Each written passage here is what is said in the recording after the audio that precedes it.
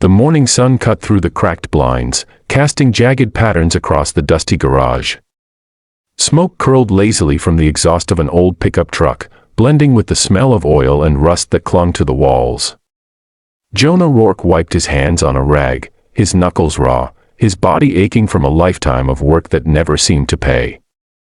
Life had a way of wearing people down, and Jonah had felt its weight in every bone.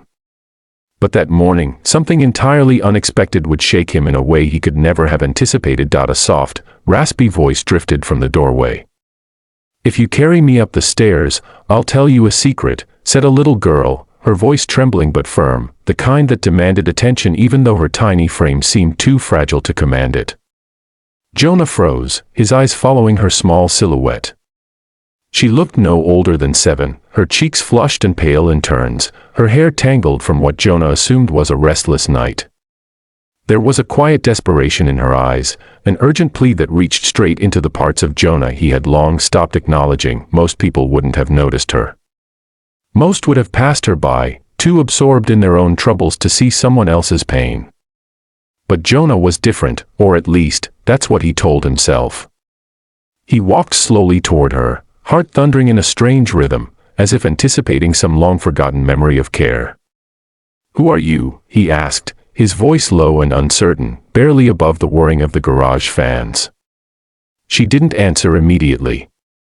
Instead, she shuffled toward the staircase at the back of the shop, her tiny legs trembling with effort, and glanced back, as if silently challenging him to follow. The truth was, Jonah hadn't touched a child in years, not since his wife had left and his little boy had gone to live with her parents. Life had been about survival ever since, fixing engines, paying bills, ignoring the loneliness that pressed against his chest like a weight. And yet, something in this little girl's gaze broke through the hardened shell he had built.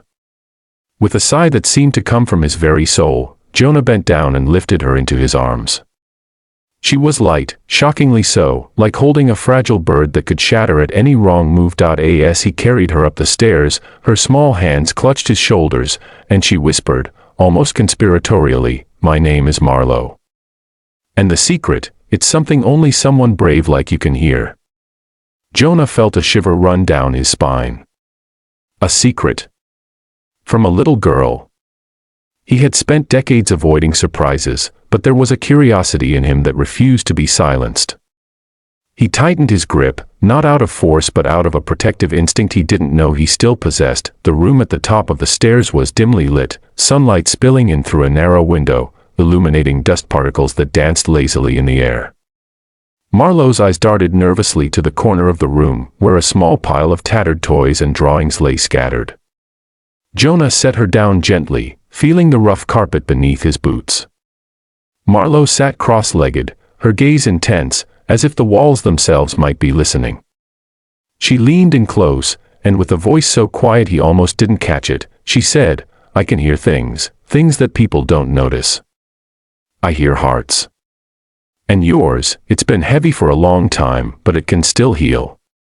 Jonah's throat tightened. He wasn't used to being vulnerable.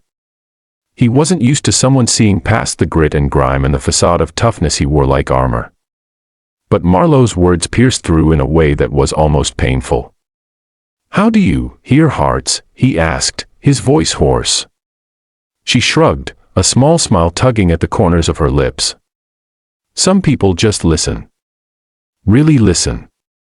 And I've been listening to yours for a long time, even when you didn't know it." As Jonah sank into a chair nearby, Marlo began to tell him stories, little things she had noticed about the people who passed by the shop, the sadness in a neighbor's eyes, the exhaustion of a father who worked too many hours. She spoke with an honesty and clarity that made Jonah feel both exposed and comforted. Every story was a mirror reflecting parts of himself he had tried to forget, yet each one also carried a lesson about resilience, about kindness, about the small, often overlooked ways we can touch lives. Days turned into weeks, and Jonah found himself drawn into Marlo's quiet world. He repaired her small bike, taught her how to fix a sputtering engine, and in return, she reminded him how to laugh, how to hope, how to care without counting the cost. It wasn't easy. Marlo was sick, fragile, prone to exhaustion, and her health hung over Jonah like a storm cloud. Yet, for the first time in years, he felt a purpose that had nothing to do with survival or money, something pure and undeniably human. One afternoon, as rain tapped against the garage windows, Jonah carried Marlowe to the top of the stairs again. She rested her head against his chest, whispering, "One day, you'll understand the secret fully." Jonah felt a lump in his throat. "I already feel it," he admitted, "but I don't know if I deserve it." She looked up at him, her eyes shining with a wisdom far beyond her years. "It's not about deserving. It's about choosing to care, even when it's hard, even when it's painful. That's what makes hearts strong." Jonah's hands trembled as he held her. For a lifetime, he had measured his worth in failures, in lost chances, in the cold, unyielding grind of life. And yet here was Marlowe, tiny and fragile, teaching him that the greatest courage lay not in muscle or money but in compassion. The secret she promised was not a revelation of magic or mystery, it was the understanding that even the broken could mend, even the lonely could connect, even the weary could find hope. The day came when Jonah realized he had been living in a self-made cage, guarding his heart from the world.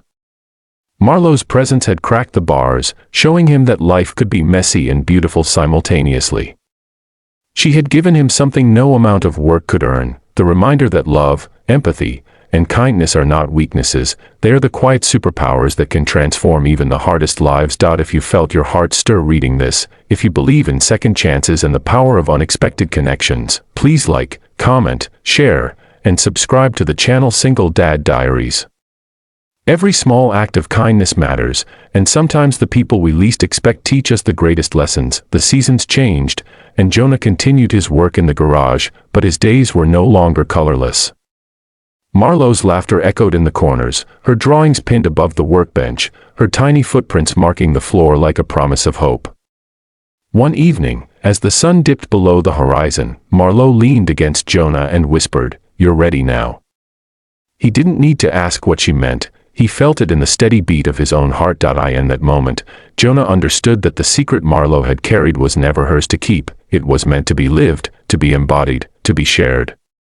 And as he watched her small figure retreat upstairs after another day of tireless curiosity and courage, he felt a profound gratitude that life had, at last, given him a chance to witness the purest form of bravery, the courage to love and be vulnerable. Special request: if this story touched your heart, consider performing a small act of kindness today in memory of Marlowe and all the little heroes who quietly changed the world around them. If this story moved you, if it reminded you that hearts can heal and love can find its way even in the darkest moments, please engage with this video, like, comment, and share it so others can feel the hope that sometimes arrives in the smallest, most unexpected packages.